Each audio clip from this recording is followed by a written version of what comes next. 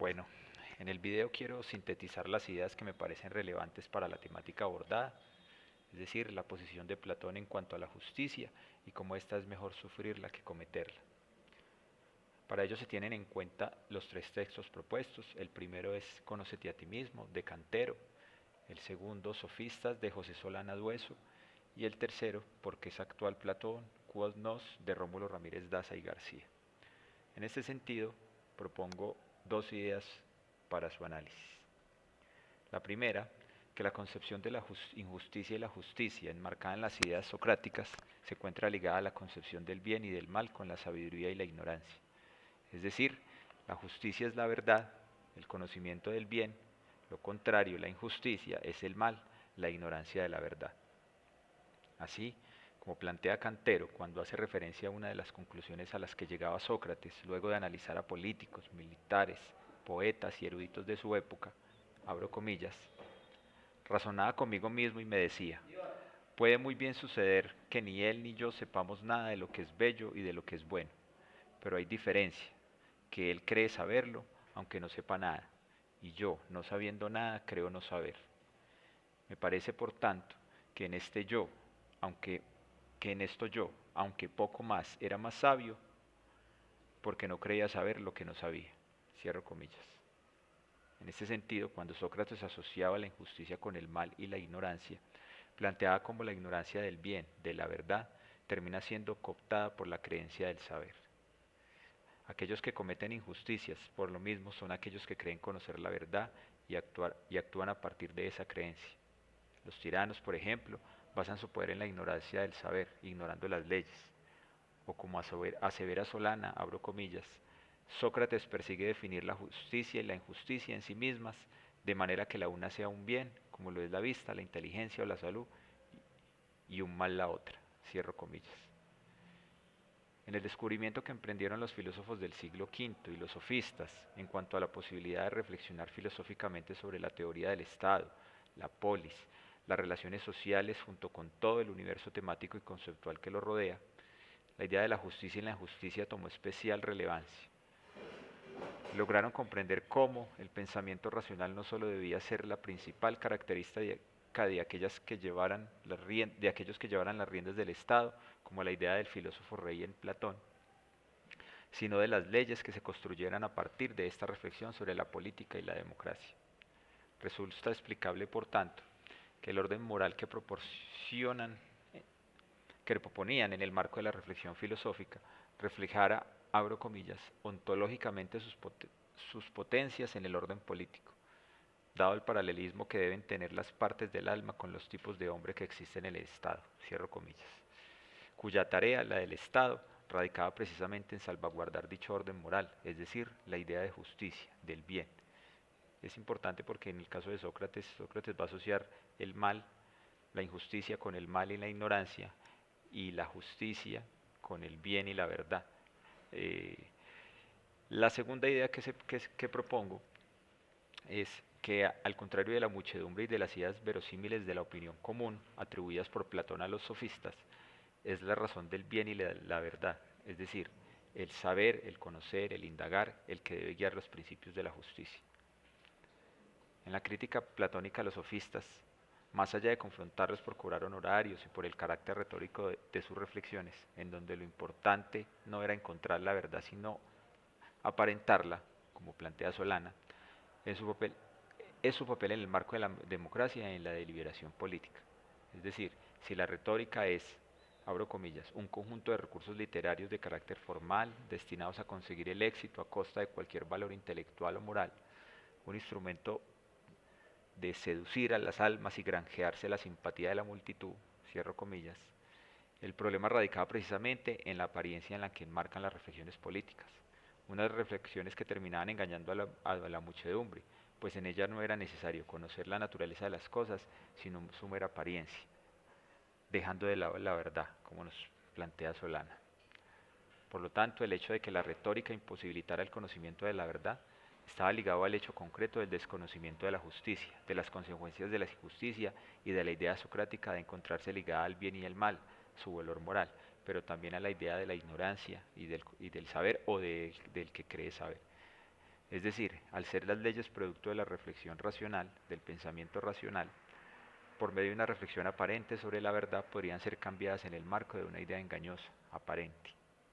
Así como nos trae a colación Solana, al ser la retórica, abro comillas, una de las destrezas esenciales del político democrático, cierro comillas, se corría el riesgo de persuadir a las mayorías por un camino incorrecto, puesto que, por ejemplo, abro comillas, en la prosopopeya de las leyes de Critón, estas insisten en que un ciudadano en su acción política solo tiene dos alternativas: acatar las leyes o persuadir a la ciudad para cambiarlas, pues las leyes democráticas, como dirá Aristóteles, no son sino la opinión de la mayoría.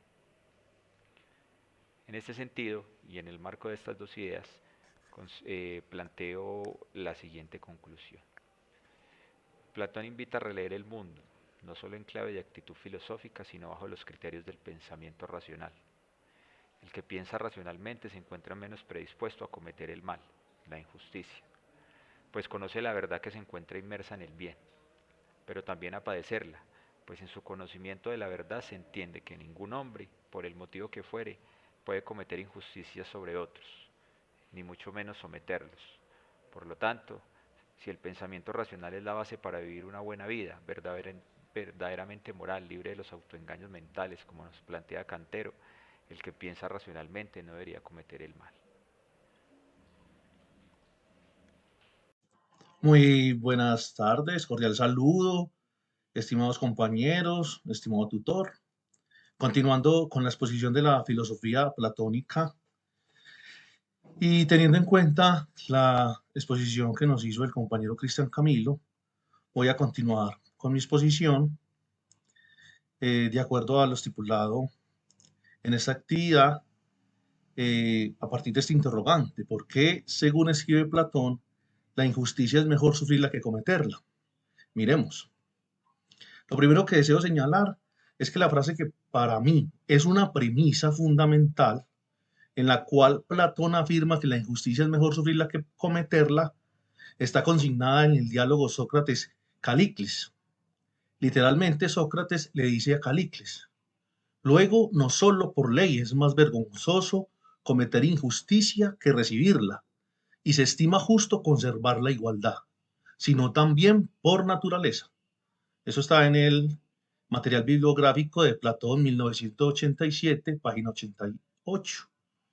Considero que justamente por esa premisa es que se dio la diferencia con los sofistas, ya que estos últimos no consideraban la justicia como un valor absoluto y aprovechaban sus capacidades, entre otras, se podría enumerar la retórica, para obtener beneficio propio, en especial el hecho de cobrar honorarios por impartir sus conocimientos, lo cual fue criticado de manera tajante por Platón. Esa habilidad especial, ejercitar la sabiduría que precisamente tenían los sofistas, podía convertirse en trampa o engaño, y en consecuencia el sofista podía ser un perfecto embaucador. Eso lo encontramos en Solana, en el documento de Solana, de 2013, página 89. Miremos aquí un contraste que encontré. Los sofistas cobraban por las clases, se creían de un nivel superior, eran, exponían todo como a partir de un monólogo. Ellos eran los que hablaban e impartían el conocimiento como creyendo que eran los únicos que sabían todo. Para ellos todo era relativo, no había nada absoluto. Y la virtud como saber eh, solamente era para convencer, diferencia de los planteamientos platónicos, por ejemplo, expuestos en Sócrates. No cobraba clases, partía de un nivel de igualdad con todos, había era un diálogo, consideraba el universalismo y tenía en alta estima la sabiduría como una virtud. En torno a la disciplina que tenían los sofistas, existen dos versiones, la platónica y la moderna, ambas con un mismo perjuicio, según el cual la retórica sería un conjunto de recursos literarios destinados a conseguir el éxito a costa de cualquier valor intelectual o moral. Eso también está en Solana 2013 en la página 90. Vemos como los sofistas aparecen en el siglo, en la mitad del siglo V antes de Cristo, llegan de la periferia de Grecia, de la periferia de Grecia a Atenas y eh, son pedagogos, son primeros profesionales de la enseñanza y maestros precisamente de retórica. Sus principales, digamos, representantes de los sofistas podemos enumerar a Protágoras y Gorgias. En lo anterior, lo que dijimos pues de los sofistas, estriba la crítica de Platón, particularmente en el hecho de que si fuere necesario pasar por encima de los mismos valores, hasta cometiéndose injusticia con el fin de lograr sus objetivos, a los sofistas no les importaba con tal de alcanzarlos. Mire lo que se plantea aquí, hombre, virtud y bien. Sócrates sería muy claro que no cobraba eh, por el conocimiento porque no se consideraba sabio. Al contrario, los sofistas cobraban por lo que enseñaban porque partían de la postura de que eran unos sabios. Eh, el filósofo a lo largo de toda su obra nos lleva a una perspectiva de la justicia en el siguiente sentido. Platón se interesa por un concepto absoluto de justicia independiente de la voluntad y conocimiento de los hombres y los dioses. También en Solana 2013, página 105. Miren, por ejemplo, esta frase que encontré de Platón. El conocimiento sin justicia debería llamarse más bien astucia en lugar de sabiduría. Eso lo dice Platón, ya lo mencioné. En los diálogos socráticos es evidente cómo muestra su maestro, apegado absolutamente a los principios de verdad y justicia, pero muy a su estilo, con ironía y a través de la mayéutica, lograba que sus interlocutores, por contradicción, asintieran sus posturas. Era pues como el esquema del diálogo socrático, tenía en primera medida una refutación, hacía evidente la ignorancia y hacía pues que sus interlocutores llegaban a contradicciones y después a través de la ya mencionada mayéutica daba luz a la verdad. Por ende, el pensamiento socrático nos motiva a reflexionar sobre la necesidad de conocer y edificar nuestros valores y principios para vivir una vida justa y feliz, pero también nos advierte los riesgos que implica la falta de introspección y autoconocimiento de nuestras debilidades y limitaciones. Eso ya está en Cantero, 2018, página 18, página 47. Mira aquí lo importante de las virtudes que tanto Sócrates como Platón enumeraban: la justicia, la verdad y la prudencia. El conocimiento de sí mismo era supremamente importante para alcanzar estas virtudes.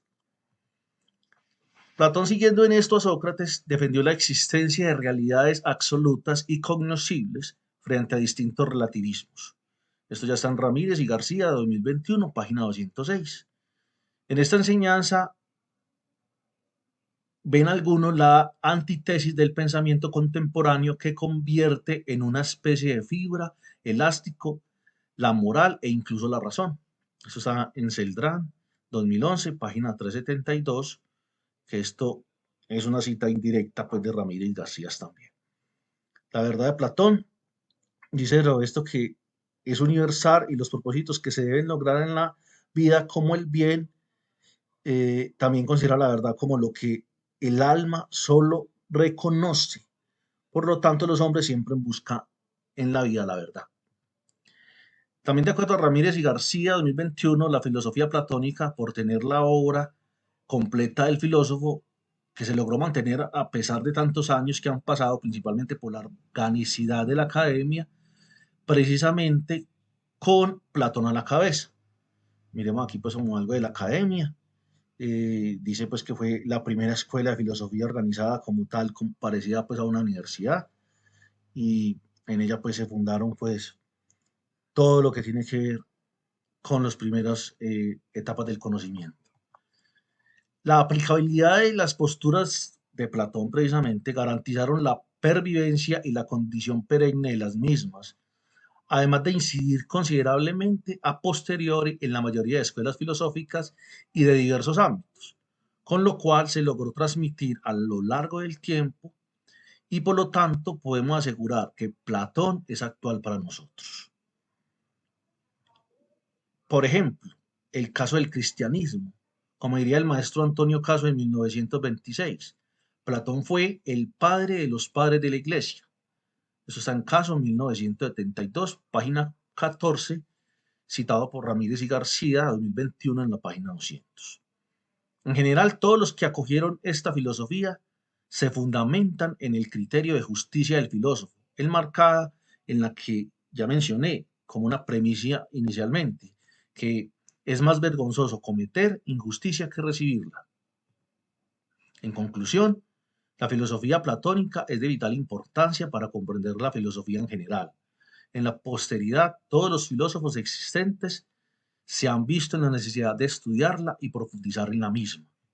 Además, no solo la filosofía como tal, sino como ya lo señalamos, muchas disciplinas e instituciones establecieron sus bases también en esta, reiterando que los principios de verdad y justicia, tal como se presentan en toda su obra, son esenciales para comprender su razón de ser. Hasta sus mismos contradictores se ven en la obligación de estudiarle y muchos llegan a reconocer su relevancia. Finalmente, podemos afirmar categóricamente que a pesar de tratarse de un filósofo que existió hace más de 2400 años, su vigencia es inconmensurable. Hasta aquí mi exposición, compañeros y estimado tutor. Espero pues que haya quedado bien y que sea complementaria a lo que el compañero Cristian Camilo inicialmente expuso. Muchas gracias por escuchar.